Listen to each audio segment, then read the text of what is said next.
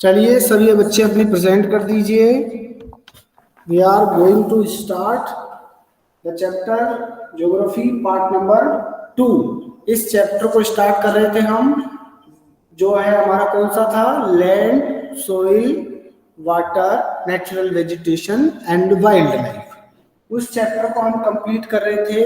इसमें ज्योग्राफी का चैप्टर और हिस्ट्री का थर्ड चैप्टर, उस थर्ड चैप्टर का एक पॉइंट है वो मैं आपको डिस्कस करने जा रहा हूं यहाँ पे, उसको हम समझेंगे। वो है हमारा रेवेन्यू सिस्टम। इसमें हमने क्या देखा था, इसको हम थोड़ा सा बाद में डिस्कस करेंगे। पहले हम इसको डिस्कस करने जा रहे हैं, रेवेन्यू सिस्टम।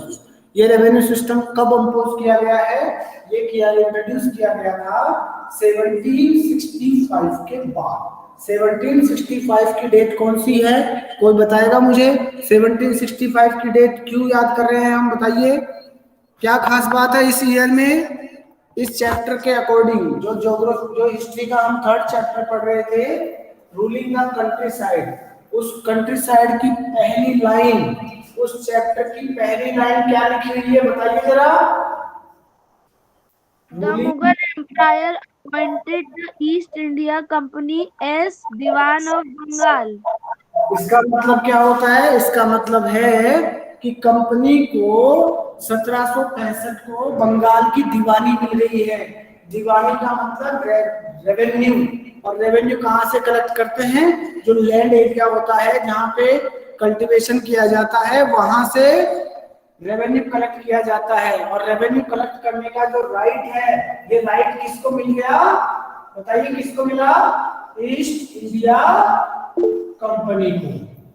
ठीक है, ईस्ट इंडिया कंपनी ने सबसे पहले क्या किया, 1793 में, याद रखिए 1793 में यहां सबसे पहले परमानेंट सिस्टम लागू किया।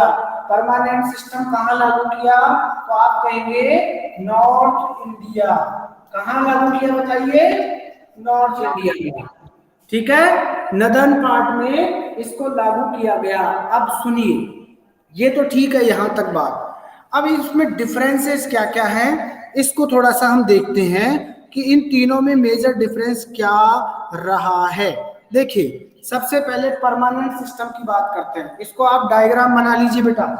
ये डायग्राम आप बना लेंगे ना तो आपको समझ में अच्छे से आ जाएगा।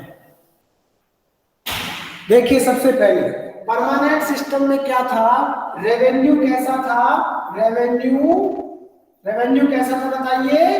फिक्स था। Revenue was fixed. रेवेन्यू कैसा था? परमानेंट सिस्टम में रेवेन्यू को कैसा किया ब्रिटिश कंपनी ने? फिक्स कर दिया। दूसरा देखिए इसी में, इसमें जमींदार बनाए गए। क्या बनाए गए? जमींदार। और जमींदारों को मीडिएटर बनाया गया। तो मीडिएटर कौन हो गए? जमींदार हो गए। अब मीडिएटर का मतलब समझो कैसे। देखिए इधर ऊपर दिखाई दे रहा होगा सभी को, ये है ईस्ट इंडिया कंपनी। इसने जमींदारों को मीडिएटर बनाया। ये यहाँ पे है जमींदार। ये क्या करेंगे? रेवेन्यू कलेक्ट करेंगे। किससे करेंगे? जो भी वहां के किसान होंगे, जो वहां की जमीन होगी, तो ये फार्मर्स से कलेक्ट करेंगे। या कल्टीवेटर्स होंगे, फार्मर्स कह दो, कल्टीवेटर्स कह दो, लैंडलॉर्ड भी कह सकते हो। जो छोटे लैंडलॉर्ड होंगे, लैंडलॉर्ड, ये भी लैंडलॉर्ड ही कहलाते हैं, ध्यान रखना इसको। ये बड़े हैं, वो छोटे हैं। तो ये लोग यहाँ से रेवेन्यू कलेक्ट करेंगे, जमींदार को देंगे। ये क्या दे रहे हैं? रेवेन्यू दे रहे हैं। किसको दे रहे हैं? जमींदार को। जमींदार क्या कर रहा है? इस रेवेन्यू को किसको दे रहा है?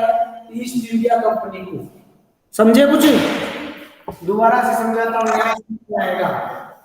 ये तो लिख लिया होगा आपने, परमानेंट सिस्टम, महालवाड़ी सिस्टम और रैयतवाड़ी सिस्टम बुक में दिया हुआ है। केवल समझिए, जो चीज समझ में नहीं आएगी उसको हम डिस्कस करेंगे। देखो अच्छे से समझने की कोशिश करो। सबसे पहले हम क्या करेंगे, परमानेंट सिस्टम की बात कर रहे हैं। परमानेंट सिस्टम में कंपनी ने क्या किया? कंपनी ने जो रेवेन्यू था, रेवेन्यू को फिक्स कर दिया। रेवेन्यू फिक्स हो गया यानी ना तो इंक्रीज होगा ना ही डिक्रीज होगा, एक फिक्स बना रहेगा, ये फिक्स रहेगा। इसका फायदा और नुकसान बात की बात है। पहले हम ये देख रहे हैं कि परमानेंट सिस्टम को कैसे इंट्रोड्यूस किया है, कब इंट्रोड्यूस किया है, तो डेट याद रखिए 1793 में। समझ में आया? इन्होंने इसको लागू किया है, कॉर्नवालिस ने इसको लागू किया था।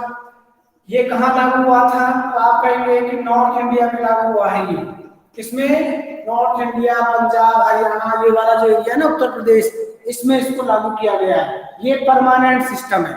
परमानेंट सिस्टम में मीडिएटर कौन? जमींदार। जमींदार क्या कर रहे हैं? जो फार्मर्स हैं, कल्टीवेटर्स है, वहां से रेवेन्यू कलेक्ट करके और कंपनी को दे रहे हैं। तो जैसे मान लो यहाँ इन्होंने फिक्स कर दिया कि आपका एक खेत है और इस खेत से हम 1/5 लेंगे। तो जैसे मान लो इसके पास 5 बोरी अनाज का होता है, तो एक जमींदार को देना होता है, जमींदार एक लेता है।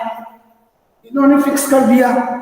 अब सोचिए, कई बार ये होता है कि 5 में से एक ही होता है उत्पादन, एक ही बोरा उत्पादन होता है, या 5 क्विंटल, मान लो कि ये 5 क्विंटल है, 5 क्विंटल में से एक ही क्विंटल उत्पादन होता है। अब उसे एक देना है, फिक्स कर दिया उसने कि इतना % देना है आपको।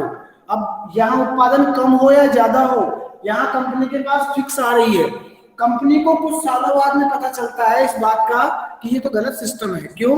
क्योंकि हमें 2 चीजों के लिए पैसा चाहिए, एक तो रूलिंग के लिए पैसा चाहिए और एक ट्रेडिंग के लिए पैसा चाहिए। रूलिंग और ट्रेडिंग, इन दोनों के लिए हमें मनी की आवश्यकता है। अब जब तक पैसा नहीं होगा तब तक हम ये सब काम अच्छे से नहीं कर पाएंगे। पैसा कहाँ से आएगा? मनी कहाँ से आएगा? मनी आएगा रेवेन्यू से। और रेवेन्यू कहाँ से मिलेगा? रेवेन्यू मिलेगा किसानों से। समझो इस चीज को, यहां से समझते चलो। मैं मिटाते जा रहा हूं, डायग्राम अपने तरीके से बनाइए ताकि आपको खुद को समझ में आए। देखो, permanent system east India company जमींदार बनाती है, जमींदार फार्मर से लेती है, ये वापस में ऐसे दे देते हैं आपस में, ठीक है। यहाँ समझिए इस बात को कि रेवेन्यू फिक्स है, उत्पादन बढ़े या घटे कोई फर्क नहीं पड़ने वाला है, रेवेन्यू बराबर आना है। कंपनी ने देखा कि उत्पादन बढ़ रहा है फिर भी हमारे पास रेवेन्यू फिक्स आ रहा है, तो कंपनी के अधिकारियों ने सोचा कि अब एक नया सिस्टम लाना चाहिए, और नया सिस्टम कहलाया मुनरो सिस्टम। क्या कहलाया? Munro system. नए सिस्टम में क्या किया गया? इस जमींदार वाले सिस्टम को हटा करके और महाल सिस्टम लाया गया। और देखिए महाल सिस्टम क्या है। परमानेंट सिस्टम लिख लिया सबने? इसको नोट कर लिया? सर 1 मिनट नोट कर लीजिए, ढंग से नोट करिए ताकि समझ में आए। यहां लिखिए इसको, revenue was fixed, revenue was fixed permanently. 1793 में इसको इंट्रोड्यूस किया गया। नॉर्थ इंडिया में इसको लागू किया गया। फिर उसके बाद में बात की बात है ये कि कंपनी को रूलिंग के लिए और ट्रेडिंग के लिए धन चाहिए था, मनी चाहिए थी। तो उन्होंने क्या किया? अब रेवेन्यू कलेक्ट करेंगे, वो रेवेन्यू कहाँ से आता है? फार्मर्स के पास आता है। तो एक नया सिस्टम इंट्रोड्यूस किया गया, और नए सिस्टम को कहा गया महालवाड़ी। क्या कहा गया? क्या कहा गया नए सिस्टम को? महालवाड़ी। क्या कहा जाता है बेटा, बताइए? महालवाड़ी। नोट कर लीजिए बेटा, नोट कर लीजिए सब लोग। उसके बाद में मैं आगे लिखवाऊं इसको महालवाड़ी के बारे में।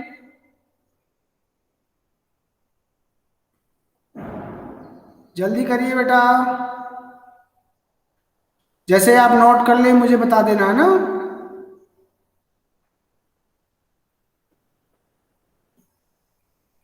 देखो एक चीज को भी आप थोड़ा सा समझ लें, साथ के साथ ही समझ में भी आ जाएगा। नॉर्थ इंडिया में, सुनने ध्यान से सुनिए, नॉर्थ इंडिया में जो परमानेंट सिस्टम था, नॉर्थ इंडिया में जो परमानेंट सिस्टम था, इसी की कॉपी साउथ इंडिया में करी गई। उसे कहा गया रैयतवाड़ी सिस्टम, और उसी का नाम है मुनरो सिस्टम। समझ में आ गया आपको? सर फोटो डाल देना ना। इसका फोटो? सर लिखा समझ में नहीं आ रहा तो फोटो डाल देना आप। चलो ठीक है, मैं इसका एक फोटो ले लेता हूं तो आपको समझ में आए।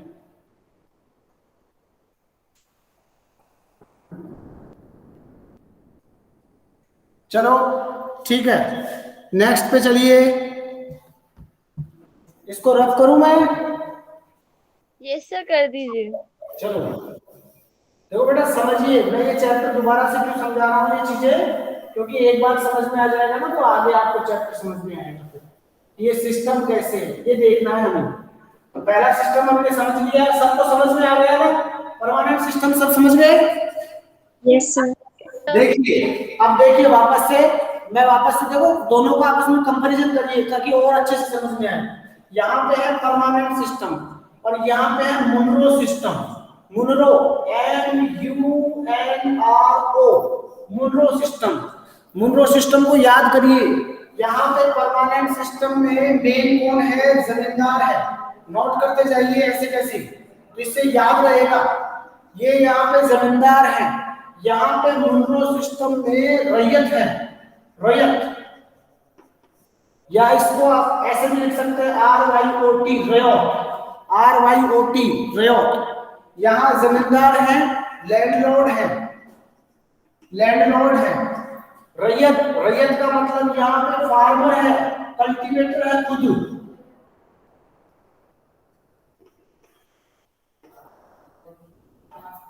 यहाँ पे जो रेवेन्यू देता है वो जमींदार देता है कंपनी को। यहाँ रेवेन्यू कौन दे रहा है? खुद फार्मर दे रहा है। ये इंट्रोड्यूस कब किया जाता है? 1793 में। कहाँ? नॉर्थ इंडिया में। कहाँ किया जाता है ये? मोस्टली नॉर्थ इंडिया में। और ये जो मुनरो सिस्टम है ये कहाँ कहाँ लागू किया जाता है? बोलिए। साउथ इंडिया में। मुनरो सिस्टम कहाँ लागू किया जाता है बेटा? South India. Very good, good good. चलिए नेक्स्ट और देखिए इसको, इसी को समझते हैं और अच्छे से समझ में आएगा। ये सिस्टम, परमानेंट सिस्टम में रेवेन्यू को कैसा किया जाता है? परमानेंट, फिक्स कर दिया जाता है। सेम मुनरो सिस्टम में भी ऐसा ही किया जाता है। यहाँ पे जमींदार होते हैं जो कंपनी को टैक्स देते हैं, रेवेन्यू देते हैं। यहाँ पे रैयत होती है जो डायरेक्ट कंपनी को रेवेन्यू देते हैं। ये नॉर्थ इंडिया में इंट्रोड्यूस किया गया, ये साउथ इंडिया में इंट्रोड्यूस किया गया। क्लियर? अब देखिए वापस से कर लिया होगा, इसको समझ में आ गया होगा आपको। अब देखो वापस से फिर तीनों का कंपैरिजन करते हैं और समझ में आएगा। परमानेंट सिस्टम ये हो गया, इसको हमने पढ़ लिया। अब दूसरा सिस्टम है जिसको कहा गया महालवाड़ी। अब महालवाड़ी को लिखिएगा, इसको समझिएगा अलग से पहले। महालवाड़ी में क्या किया गया? देखिए महालवाड़ी दो शब्दों से मिलकर बना है, महाल। ये शब्द है महाल। महाल का मतलब होता है विलेज, गांव। महाल का मतलब क्या होता है बेटा? विलेज, गांव। तो जो विलेज होता है उसका कोई हेड होगा, तो विलेज हेडमैन को कंपनी ने क्या किया? जो विलेज हेडमैन था यानी जो मुखिया था, मुखिया को अधिकार दे दिया कि वो क्या करेगा? जो फार्मर्स होंगे उन फार्मर्स से रेवेन्यू कलेक्ट करेगा और डायरेक्ट किसको देगा? ईस्ट इंडिया कंपनी को देगा।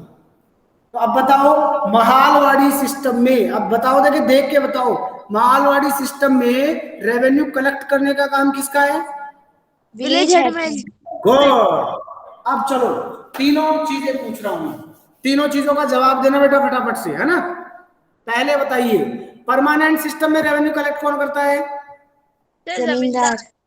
जमींदार। महालवाड़ी सिस्टम में कौन करता है? खुद फार्मर। गलत। Farmer village headman. Village headman. Village मुखिया। महालवाड़ी में विलेज हेडमैन। और मुनरो सिस्टम में डायरेक्ट कंपनी। डायरेक्ट कंपनी, समझो ना? फार्मर खुद थोड़ी कलेक्ट करेगा। फार्मर कलेक्ट करेगा क्या? वो तो देगा किसको? कंपनी को। तो देखो समझो इस बात को। परमानेंट सिस्टम में जमींदार, महालवाड़ी में विलेज हेडमैन और थर्ड वाले में खुद किसान डायरेक्ट कंपनी को देगा। क्लियर? Yes sir. चलिए यहां तक आपको क्लियर हुआ? नेक्स्ट मैं आपको स्क्रीन शेयर करके इस चैप्टर को हम अब रीड करेंगे, आगे समझेंगे। जरूरी चीजें हैं उनको समझेंगे। और जरूरी चीजें क्या हैं? जैसे पहला जो सिस्टम है महालवाड़ी सिस्टम, जिसकी हम बात कर रहे थे। महालवाड़ी सिस्टम कहाँ लागू होता है? साउथ इंडिया में लागू होता है। और कब लागू होता है महालवाड़ी सिस्टम? देखो, एक तो सिस्टम वो था जिसको हमने परमानेंट सिस्टम कहा था, ये न्यू वेस्टर्न प्रोविंस में हुआ था, बंगाल प्रेसिडेंसी में, उत्तर प्रदेश में। इसके बाद में होल्ट मैंकेजी था। होल्ट मैंकेजी ने ये जो सिस्टम था, इस सिस्टम को इंट्रोड्यूस किया है, रैयतवाड़ी को। और रैयतवाड़ी जो सिस्टम है ये परमानेंट सिस्टम का ही सेम है, ध्यान रखना। रैयतवाड़ी परमानेंट सिस्टम का सेम है। और देखो महालवाड़ी जो है इसको लिख लीजिए 1822, परमानेंट सिस्टम 1793, ये नाम याद रखिए, ठीक है। सर परमानेंट सिस्टम 1793 और सर मनरो सिस्टम महालवाड़ी 1822। और मुनरो सिस्टम बेटा इसी के साथ साथ में ही है, सेम ही है, दोनों साथ साथ में ही है। उसकी डेट नहीं दी गई है, हमें जो एनसीईआरटी में दिया गया है उसी पे फोकस रहना है ना, ठीक है। Yes. चलिए अब मैं स्क्रीन शेयर करके और इस चैप्टर को आगे हम रीड करते हैं। तो जो चीजें होगी जरूरी उन पे हम वापस से डिस्कस करेंगे, ओके। Yes sir. चलिए बुक निकाल लीजिए सब लोग और बुक से पढ़ते हैं इसको। देखते रहिएगा, मैं स्क्रीन शेयर कर रहा हूँ, दिखाई दे रही है सभी को? Yes yes sir. सर। देखिए ये चैप्टर ओपन कर लिया है मैंने, अपना चैप्टर है ये।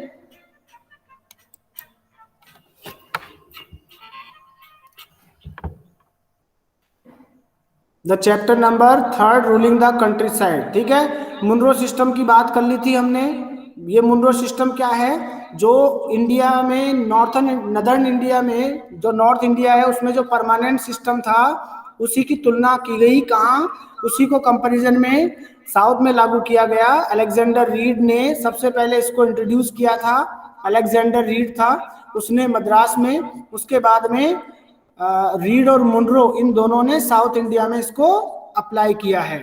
अब देखो ये बात तो सही है, यहाँ तक हमने पढ़ लिया। यूरोप के लिए क्रॉप चाहिए है और इंडिगो की डिमांड क्यों है ये भी हमने पढ़ लिया। प्लांटेशंस में हमने देखा कि किस तरह से वहाँ के वर्कर्स लोग वहाँ काम करते हैं। ब्रिटेन इंडिया की तरफ कैसे झुकता है, यहाँ से अब इसको समझते हैं। देखो प्लांटेशन का मतलब क्या होता है, यहाँ दिखाया गया है। बहुत बड़े एरिया में a large farm operated by a planter employing various forms of forced labour, बलात् श्रम, बलपूर्वक बड़े बड़े प्लांटेशंस में, बड़े बड़े बगीचों में लोगों को लगाया जाता है बड़ी मात्रा में। जब कोई आदमी किसी चीज का उत्पादन करता है, जैसे कि कॉफी है, शुगर केन है, टबाको है, टी है या कॉटन है, तो उनको प्लांटेशंस बोला जाता है। तो ध्यान रखिएगा, कॉफी के बागान होते हैं, गन्ने के खेत होते हैं, तंबाकू या टी या कॉटन, इनको हम प्लांटेशंस बोलते हैं। अब देखो यहां से हम पढ़ेंगे, ये लास्ट पैरा है जहां से थोड़ा सा समझ में आएगा आपको। हम क्लोथिंग की बात कर रहे थे कि भारत की जो डाई है, भारत की जो नील है वो बहुत ज्यादा फाइन है, इस वजह से विदेशों में उसकी बहुत डिमांड होती है। उसके बाद में हमने देखा था कि सेंट जो फ्रांस है, यूरोप के जो कंट्रीज है, वो अलग अलग एरियाज में इंडिगो की कल्टीवेशन करते हैं। और उसके बाद में धीरे धीरे जो क्लोथ की जो डाई है उसकी जो डिमांड है, भारत की जो क्लोथ की डाई की जो डिमांड है इंडिगो की, वो बढ़ जाती है। और वेस्ट इंडीज और अमेरिका की जो डिमांड है, वहां से जो सप्लाई होती है वो भी बंद हो जाती है। इन सब वजह से भारत की नील की डिमांड धीरे धीरे बढ़ती जाती है। अब 1783 से 1789 के बीच में इंडिगो का जो प्रोडक्शन है वो विश्व का लगभग आधा गिर जाता है। इससे क्या फर्क पड़ता है? Cloth dyers in Britain now desperately looked for new source of Indigo supply. अब उनको एक नई जगह चाहिए होती है जहां से वो डाई खरीद सके, क्योंकि वेस्ट इंडीज में और अमेरिका में इसमें पहले ही प्रोडक्शन गिर चुका है। कितना? लगभग पूरे विश्व में जितना होता है उसका आधा से भी ज्यादा। ब्रिटेन टर्न्स टू इंडिया, अब यहां से पढ़ रहे हैं हम, है ना? सब लोग देख रहे हैं ना? करूं मैं रीडिंग करूं? Yes. चलिए पढ़ते जाइए और समझते जाना। Britain turns to India. Faced with the rising demand for indigo in Europe, the company in India looked for ways to expand the area under indigo cultivation. इन सब चीजों का सामना करते हुए यूरोप में जब इंडिगो की डिमांड बढ़ती है, नील की जब मांग बढ़ जाती है, तो कंपनी भारत की तरफ देखती है कि भारत के अंदर जो इंडिगो का कल्टीवेशन होता है उसके एरिया को बढ़ाया जाए। From the last decades of the 18th century, indigo cultivation in Bengal expanded rapidly. Bengal में 18वीं सदी के लास्ट दशक में, ध्यान रखना डिकेड का मतलब होता है दशक, यानी 10 सालों का जो समय होता है ना उसको डिकेड बोला जाता है। 100 सालों का समय होता है उसे क्या बोला जाता है बेटा? 100 वर्ष का समय होता है उसे क्या बोला जाता है? सेंचुरी। क्या बोला जाता है? सेंचुरी। ठीक है, चलिए पढ़ते हैं। Bengal indigo came to dominate the world market. अब बंगाल का जो नील है वो धीरे धीरे पूरे विश्व में फैलता है। In 1788, only about 30% of the indigo imported into Britain was from India. यानी 1788 का ये समय है ना, इस समय ब्रिटेन में जितनी नील मंगाई जाती है उसका 30% अकेले भारत से मंगाया जाता है। ये बहुत बड़ी मात्रा है बेटा। यही धीरे धीरे बढ़ते बढ़ते 1810 में 1810 में 95% हो जाता है। सोचिए 1788 में 30% इंडिगो आता था, भारत से ब्रिटेन जाता था। 1810 में 1810 यानी 1810 में ये 95% हो जाता है। As the indigo trade grew, commercial agents and officials of the company began investing in indigo production. जैसे जैसे इंडिगो का व्यापार बढ़ता है, ट्रेड ग्रू करता है, ग्रो करता है, कॉमर्शियल जो एजेंट होते हैं, जो अधिकारी होते हैं, वो अब इंडिगो के प्रोडक्शन में पैसा लगाते हैं। Over the years, many company officials left their job to look after their indigo business. अब सोचिए कई लोगों ने तो अपनी नौकरी तक छोड़ दी इंडिगो कल्टीवेशन के लिए। क्यों? ऐसा क्यों? क्योंकि इंडिगो फाइन क्वालिटी है और प्रॉफिट भी हाई देता है। तो देखिए पढ़िए, attracted by the prospect of high profits, numerous Scotsmen and Englishmen came to India and became planters. कई ऐसे लोग थे स्कॉटलैंड से आए, इंग्लैंड से आए, आकर के भारत में आए और इंडिगो के प्लांटर बन गए। यहाँ पैसा लगाया और इंडिगो की खेती करना शुरू कर दिया। Those who had no money to produce indigo could get loans from the company and the banks that were coming up at the time. कुछ ऐसे लोग भी थे जिनके पास पैसे नहीं थे, तो उन्होंने क्या किया? सरकार से, ब्रिटिश गवर्नमेंट से और बैंकों से लोन लिया और यहाँ आकर के, भारत में आकर के इंडिगो की खेती करी। How was indigo cultivated? अब इंडिगो की कल्टीवेशन कैसे होती है ये थोड़ा सा देखते हैं। There were two main system of indigo cultivation. Indigo cultivation के दो तरीके हैं। First is nij and second is ryoti. पहली जो है उसे निज कल्टीवेशन कहा जाता है और दूसरी जो है वो रैयती कहलाती है। अब दोनों क्या है जरा समझिए। Within the system of niche cultivation, the planter produced indigo in India lands that he directly controlled. देखो निज का मतलब क्या होता है? निज मतलब खुद की, मेरी खुद की कोई जमीन है, उस जमीन पे मैं डायरेक्टली कोई चीज उगाता हूँ, बोता हूँ, प्रोडक्शन करता हूँ, तो वो हो गई निज कल्टीवेशन। तो एक तो नील कैसे पैदा हो रही थी कि जिनकी खुद की जमीन थी वो भी नील का उत्पादन कर रहे थे, और दूसरी थी रैयती। रैयती का मतलब होता है बड़े जो किसान होते हैं वो किसान अपने खेत में बहुत से लोगों को काम करवाते हैं या फिर अपनी जमीन को किसी दूसरे को लीज पर दे देते हैं, उसे कहा जाता है रैयती। अब पहली बात समझते हैं। He either bought the land or rented it from others zamindars and produced indigo by directly employing hired labours. अब दो चीजें हो गई। ये क्या करते हैं? जो लोग खुद की जमीन होती है वो किराए के आदमी भी लेते हैं, दूसरे लोगों का भी यूज करते हैं। द प्रॉब्लम विथ निच कल्टिवेशन, अब जो निच कल्टिवेशन थी उसके साथ एक समस्या थी, क्या थी पढ़िए। The planters found it difficult to expand the area under nij cultivation, जो प्लांटर्स थे जो नील की खेती करना चाहते थे वो निज कल्टीवेशन में कुछ कठिनाई महसूस कर रहे थे उसको बढ़ाने के लिए। Indigo could be cultivated only on fertile lands, जो इंडिगो कल्टीवेशन है वो एक फर्टाइल लैंड में ही हो सकती है। फर्टाइल का मतलब जिस जमीन में मिनरल्स अच्छे हों, फर्टिलाइजेशन अच्छा हो, पानी अच्छा हो, उसी जमीन में इंडिगो का कल्टीवेशन हो सकता है। And these were all already densely populated, और ये वो एरियाज में ही होती है जो पहले से ही, देखो जिन एरियाज में होती है निज कल्टीवेशन वहां तो जनसंख्या पहले से ही बहुत ज्यादा है। अब जनसंख्या ज्यादा है तो सोचिए लोगों को खाने के लिए क्या चाहिए, ग्रेन चाहिए, अनाज चाहिए। अब कंपनी चाहती है कि ये इंडिगो करें, लोग चाहते हैं कि खाने के लिए अनाज भी हो, तो कंपनी ने जबरदस्ती जबरन लोगों से क्या करवाया, इंडिगो का प्लांटेशन करवाया। तो यही चीज इसमें समझाई जा रही है कि प्रॉब्लम क्या है, निज कल्टीवेशन के साथ प्रॉब्लम क्या है। देखिए बोर्ड वाले भी देखिए, जहां मैं बोर्ड को शेयर कर रहा हूं, देख रहे हैं सब लोग? Yes sir. देखिए जो मैं समझाना चाह रहा हूं, देखिए जहां पे बोर्ड है वहां देखिएगा। जैसे मान लो ये जमीन है, ये किसी ए नाम के व्यक्ति की जमीन है। अब ब्रिटिश कंपनी ऐसे कह रही है कि आपको इस जमीन में, ये निज है, निज देखो दो चीजें हो गई, एक तो निज हो गई, एक रैयती हो गई। एक तो ये जमीन है और एक ये जमीन है। ये किसी ए नाम के व्यक्ति की जमीन है और ये किसी बी नाम के व्यक्ति की जमीन है।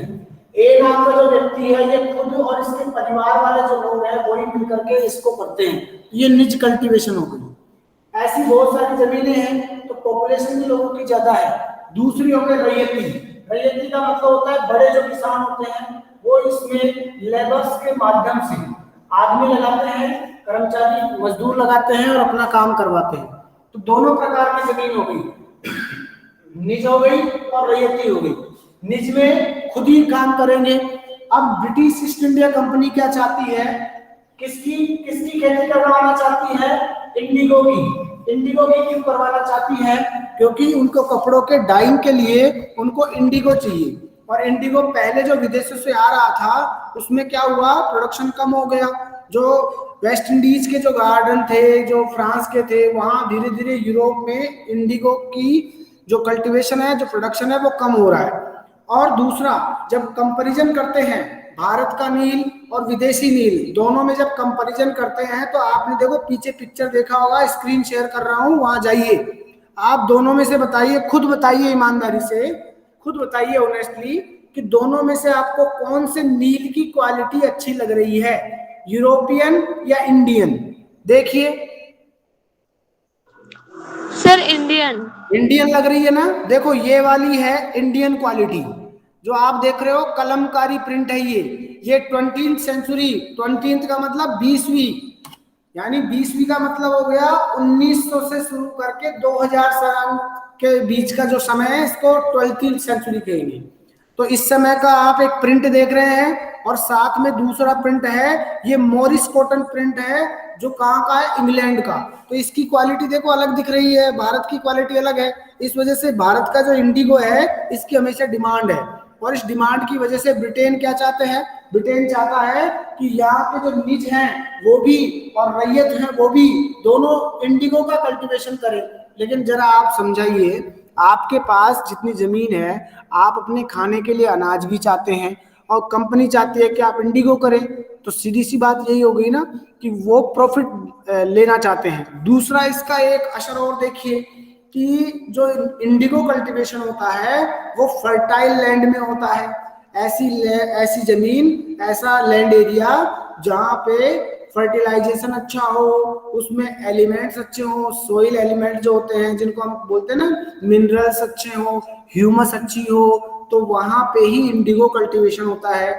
और एक नुकसान और होता है, जहां पे नील की खेती होती है वहां पे कई सालों तक फिर गेहूं या फिर हम जो भी अनाज करते हैं ना वो नहीं होता है, तो ये भी एक नुकसान होता है। तो इसलिए जो ब्रिटिशर्स हैं वो तो दबाव डाल रहे हैं लोगों के ऊपर कि वो इंडिगो करें, लेकिन यहाँ के जो लोग हैं वो क्या चाहते हैं कि हम अनाज भी उगाएं। ठीक है, नेक्स्ट देखिए, ये है indigo on the lands of ryots. अब जो रैयत है उनके ऊपर क्या है, पहले थोड़ा सा निज कल्टीवेशन के बारे में थोड़ा सा दिया हुआ है, उसको पढ़ लेते हैं, फिर समझ में आ जाएगा हमारे कि निज और रैयत का मतलब क्या है। देखिए इसको पढ़ते हैं, the planters found it difficult to expand the area under niche cultivation. Indigo could be cultivated only on fertile, ये तो हमने पढ़ ही लिया, समझ ही लिया, आगे पढ़ेंगे। Planters needed large areas in compact block to cultivate indigo in plantations. अब ये क्या चाहते थे प्लांटर्स कि हम बड़े एरिया में इंडिगो कल्टीवेट करें। Where could they get such land from? और ऐसे एरिया पे चाहते थे, बहुत बड़ा एरिया चाहते थे जहां पे वो इंडिगो कल्टीवेशन कर सके। They attempt to lease in the land around the indigo factory. उन्होंने क्या किया, नील की फैक्ट्री के आसपास जो भी जमीनें थी उन सबको किराए पे ले लिया, कोशिश की कि किराए पे मिल जाए।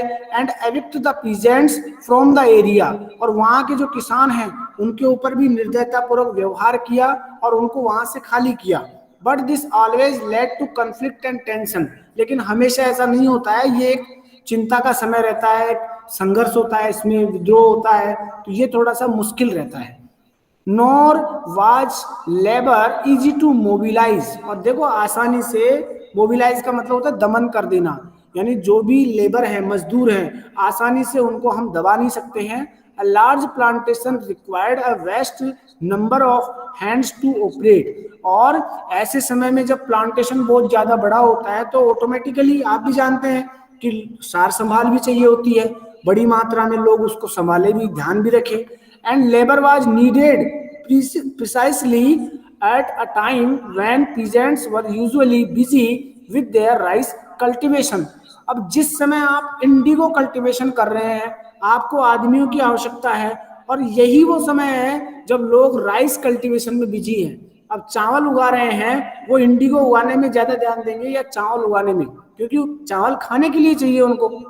आगे पढ़िए, निज cultivation on a large scale also required many plough and bullocks. अब जब निज कल्टीवेशन करते हैं, खुद की जमीन है तो बहुत बड़ी जमीन भी है, अब उसके लिए क्या चाहिए, जोतना भी है उसको, और जोतने के लिए उनको बुलक्स भी चाहिए, ऐसी गाड़ियां भी चाहिए जिनको बोलते हैं ना बुलक कार्ट, जानते हो ना आप लोग, जो बैल होते हैं, बैलों से खेत को जोतते हैं, है ना। Yes sir. 1 bigha of indigo cultivation required 2 plough. अगर 1 बीघा में आप इंडिगो कल्टीवेशन करेंगे तो आपको 2 प्लाऊ की आवश्यकता होती है, 2 बार जोत लगाएंगे तभी आपको इनकी आवश्यकता होती है। This meant that a planter with 1000 bighas who need 2000 ploughs, यानी अगर 1000 बीघा किसी के पास है तो लगभग उसे 2000 प्लाऊ चाहिए। Investing on purchase and maintenance of plough, plough का मतलब हल है बेटा, यहाँ ना, जानते हैं ना सब लोग, हल को तो जानते होंगे। आगे पढ़िए इसको बेटा। This meant that a planter with 1000 bighas would need 2000 ploughs. Investing on purchase and maintenance of plough was a big problem. अब देखो इतनी बड़ी मात्रा में प्लाऊ, क्योंकि अगर जब तक प्लाऊ नहीं होंगे, हल नहीं होंगे, तब तक इंडिगो भी कल्टीवेट नहीं होगी, इसलिए इनको ये सब खरीदने के लिए बहुत मात्रा में धन चाहिए होता है, तो ये भी एक प्रॉब्लम है। Nor could supplies be easily got from the peasant since their plow and bullocks were busy on their rice field. जब उनके बैल और हल उनके राइस फील्ड में जब बिजी रहते हैं, तब उनके पास टाइम कहाँ है कि वो इंडिगो कल्टीवेट करें या उसकी सप्लाई करें। Again exactly at the time that the Indigo planters needed them, और ये वही तो समय है जब इंडिगो प्लांटर्स की आवश्यकता है कि अब वो आदमी, वो जो बुलक्स हैं, जो प्लाऊ हैं, वो इंडिगो कल्टीवेशन के लिए काम आए, लेकिन लोग तो उस समय राइस कल्टीवेशन में लगे हैं। Till the late 19th century planters were therefore reluctant to expand the area. reluctant का मतलब होता है मना कर देना, है ना। द एरिया अंडर निच कल्टीवेशन, अब प्लांटर्स क्या कर रहे थे, विरोध कर रहे थे, मना कर रहे थे कि अब हम निज कल्टीवेशन का विस्तार नहीं करेंगे, less than 25% of the land producing indigo was under this system. अब ब्रिटिश कंपनी क्या कर रही थी, लगभग 25% ऐसा एरिया था जहां पे इंडिगो कल्टीवेशन हो रहा था इस सिस्टम के अंडर में. The rest was under an alternative mode of cultivation. अब ये तो निज की बात है, अगर 100% है तो उसमें से 25% निज हो रहा था, बाकी का काम रियायत कर रही थी. अब रियायत क्या है, मैंने बताया था आपको. रियायत यानी कोई गांव है, कोई गांव का कोई कल्टीवेटर है, खुद से किसी आदमियों को लेकर के, बहुत सारे लोगों को लेकर के, या फिर कॉन्ट्रैक्ट करके, लीज पर लेकर के जमीन पे खेती करवाता है, बीज बोता है, उसे हम कहेंगे रियायत कल्टीवेशन. यहाँ पे एक वर्ड है बीघा. बीघा का मतलब क्या होता है, देखो ब्रिटिश रूल में जो लैंड का जो मेजरमेंट था उसकी एक यूनिट है बीघा. और ये जो बीघा की जो साइज है, ये बंगाल में इसको इंट्रोड्यूस किया गया था, और ये 1 एकड़ का लगभग 1/3 होता है. कितना होता है 1 एकड़ का? 1/3, यानी तीसरा हिस्सा. समझ गए? इसके बाद बेटा ये रियायती है. अब रियायती क्या है, देखिए, अंडर द रियायती system the planters force the रियायत टू साइन ए कॉन्ट्रैक्ट. अब क्या कर रहे थे, रियायती सिस्टम में एक कॉन्ट्रैक्ट साइन करवा रहे थे, एक एग्रीमेंट था. और एग्रीमेंट क्या है, एक सट्टा है. At the time they pressurized the village headman to sign the contract on behalf of the ryots. Those who signed the contract got cash advance from the planters at low rates of interest to produce indigo. अब देखो कितना बुद्धि, कितना दिमाग लगाया है Britishers ने. रियायती का मतलब क्या है समझिए. इन्होंने क्या किया, जितने भी विलेज हेडमैन थे, जो भी गांव के मुखिया थे, उन सबको इकट्ठा करके और उनसे ये कहा कि आप हमारे साथ एक कॉन्ट्रैक्ट साइन करिए. अगर आप कॉन्ट्रैक्ट साइन करेंगे तो हम आपको कम ब्याज पर, लो इंटरेस्ट पर आपको पैसा देंगे, फिर आप इंडिगो कल्टीवेशन करिए. हाँ बेटा. तो अब आज के लिए बेटा मैं इतना ही रखता हूं. नेक्स्ट में हम अब आपको क्या करना है, एक तो इस चीज को देखिए, इसको आपको टास्क में करना है. ये आपको मैं क्लास के ग्रुप में भी भेजूंगा. इंडिगो कल्टीवेट कैसे करते हैं इसको लिखना है आपको. देखिए लिखा हुआ है हाउ वाज इंडिगो प्रोड्यूस्ड. इसको आपको नोटबुक में करना है, आपको अपनी नोटबुक में. और इस चैप्टर को, बाकी बचे चैप्टर को रीड करना है. बड़ा चैप्टर नहीं, थोड़ा सा बचा है. ठीक है बेटा? Yes sir. चलिए ये यहाँ के लिए है. नेक्स्ट एक चीज और दिखाना चाह रहा हूं मैं, देखिएगा जरा. आपको मैंने एक पीपीटी के माध्यम से ये चैप्टर पढ़ाया था, सबको याद होगा शायद. देखिए दिखाई दे रहा है, दिखाई दे रहा है बेटा?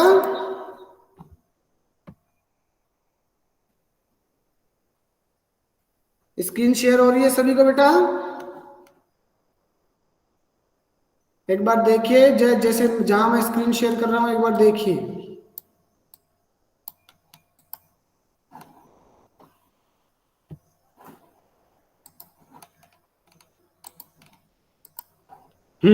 अब देखिए स्क्रीन शेयर हो रही है? Yes, sir. देखिए शेयर हो रही होगी स्क्रीन.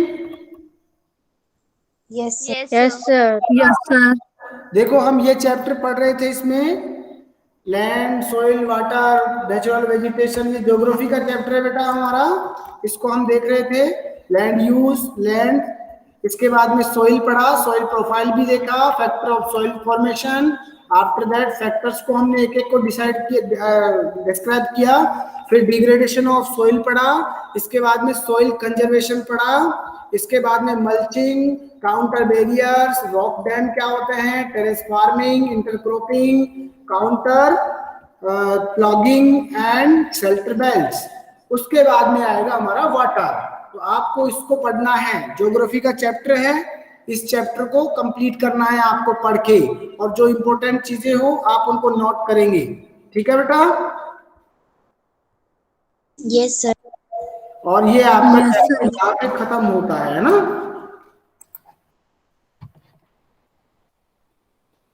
Okay sir. ठीक है बेटा। एक Yes, चीज sir. और है जो मैं आपको शो करवाना चाहता हूँ, देखना। अगर आपको शो होती है तो बताना मुझे ना। देखिएगा, हो रही है show? Yes sir. Screen show sir. हो रही है? देखिए, Yes, स्क्रीन शो sir. हो रही होगी। Yes, sir. मेरी गैलरी Yes, आपको Yes, sir. दिखाई दे रही होगी। Yes sir. देखिए, इसमें दिखाता हूँ आपको मैं इंटरेस्टिंग चीज आपके लिए मैंने रिकॉर्ड किया था। ये देखिए, सोइल इरोजन दिख रहा है। Yes, sir. इसे बेटा सोइल इरोजन कहा जाता है। देखिए, आपको बहुत गौर करके मैंने आपका एक वीडियो बनाया है, आपके पास ही का वीडियो है, ये जुनारदेव का ही है, जहां पे सोइल इरोजन हो रहा है। देख रहे हैं? दिखाई दे रहा है सोइल इरोजन, कटाव हो रहा है मिट्टी का। Yes sir. इसे मृदा अपरदन कहा जाता है। क्या बोला जाता है? सोइल इरोजन या मृदा अपरदन। ये देखिए, ये वो एरिया है। और देखो, टेरेस फार्मिंग भी आपने देखा होगा, आपके जुनारदेव में ही है, पहाड़ी एरिया है। तो पहाड़ों में देखो कैसे सीढ़ी नुमादार खेती होती है।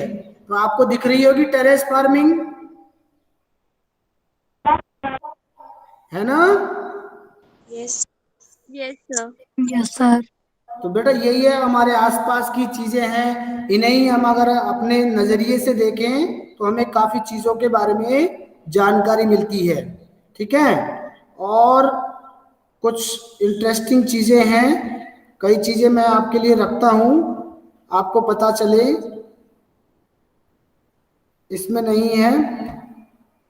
देखिए, यहाँ देखिएगा, हमारा एक भारत श्रेष्ठ भारत का व्हाट्सएप का ग्रुप बना है। उस पे आके एक तो जो बच्चे ज्वाइन नहीं है ना, वो भी ज्वाइन कर लेना उसको। मोकोकचुंग मोआत्सु के नाम से है ये व्हाट्सएप ग्रुप, दिखाई दे रहा होगा आपको। इसमें बहुत सारे बच्चों ने सारी एक्टिविटीज में देखो भाग लेते हैं बच्चे। तो वो सब चीजें देखो यहाँ है, तो आप भी भाग लीजिए और अपने वीडियोस ऑडियोज जो भी आप बनाते हैं वो मुझे शेयर करिए। ये देखिए, परिधि ने बहुत अच्छा स्पीच तैयार किया है। दिखाई दे रहा है सभी को? Yes, sir. है ना? ऐसे देखो और भी बच्चे हैं जिन्होंने बहुत अच्छे अच्छे प्रोजेक्ट बनाए हैं, बहुत अच्छे अच्छे, देखो कितने अच्छे अच्छे तैयार किए हैं। और एक देखो मेरा खुद का है जो अपन ने बनाया है, वो दिखाता हूँ आपको, अच्छा लगेगा आपको। अपने स्कूल का है, मैंने खुद इसको एडिट किया है। सभी बच्चों का जो भी बना हुआ है ना, उन सबको एक जगह इकट्ठा करके। ऐसी चीजों को देखिए, इसमें आपका भी होगा कंट्रीब्यूशन, तो आप भी इन चीजों में थोड़ा सा पार्टिसिपेट करिए। अब जैसे आज बाल गंगाधर तिलक और चंद्रशेखर आजाद, उनकी दोनों की जयंती है, तो उससे रिलेटेड स्पीच बना लीजिए, 1 मिनट का वीडियो बना लीजिए, उसको भेजिए ताकि हम उसे आगे भेजें। तो ये सब चीजें आप करते रहिए, इससे आपका ज्ञान भी बढ़ता है और हम नई नई चीजों के बारे में थोड़े से उत्सुक भी रहते हैं सीखने के लिए। चलिए, ठीक है, फिर आज के लिए हम इतना ही करते हैं बेटा। Okay, thank you, have a nice day. Bye sir. जय सर। ओ बेटा, thank you, thank you, thank you.